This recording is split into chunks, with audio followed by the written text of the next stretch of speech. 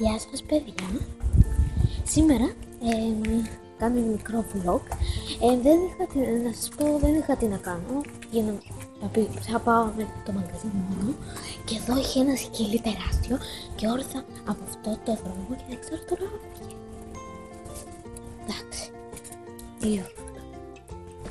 Έφυγε.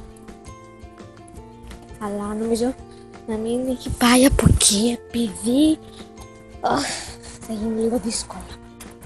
Θα πρέπει να κάνω ένα τρίγυρο. Γι' αυτό ελπίζω να μην φύγει από εκεί. Από εκεί πήγε, από εκεί πήγε. Όχι, δεν θα πάω από εκεί. Πήγε από εκεί. Θα πάω σε ένα άλλο δρόμο. Ναι, ελπίζω να μην δει. Να μην δει γιατί θα τρέμαθω.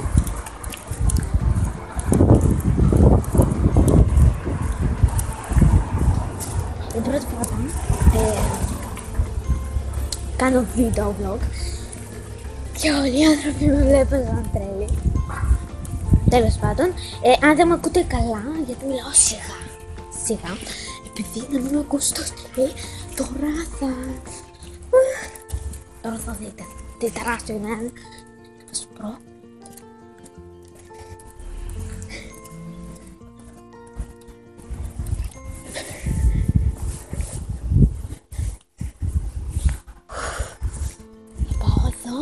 Έτσι και θα πάω στο μαγαζί. Θα πάρω μια κόλλα, κάτι... Κοιτάξτε μια γάτα.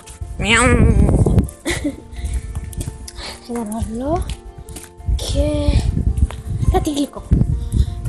Και ναι, να σας πω, δεν είχα τι να κάνω, γι' αυτό λέω πρέπει να κάνω ένα μικρό. Κοιτάξτε, τι μεγάλο δέντρο.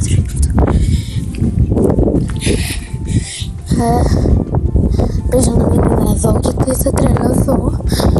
Εντάξει, δεν είναι. Έχει ωραίο καιρός. Είναι ωραίος καιρός σήμερα, αλλά είναι και λίγο κρύο. Δεν μπορώ να πω ότι δεν είναι κρύο. Ο δρόμος είναι χάλια. Δεν είναι και τόσο χάλιας. Τέλος πάντων, αυτό τώρα δεν μας νοιάζει ο δρόμος. Τι να σας πω, σας λέω πάρα πολλά ωραία πράγματα για το δρόμο.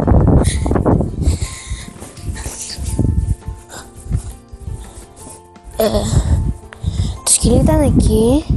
Ελπίζω να μην το βγω. Πραγματικά έχει έρθει αμάξι. Ελπίζω να μην το δω γιατί είναι τεράστιο ρε παιδιά. Είναι έτσι. Και ναι. Κοιτάξτε, ένα 20€.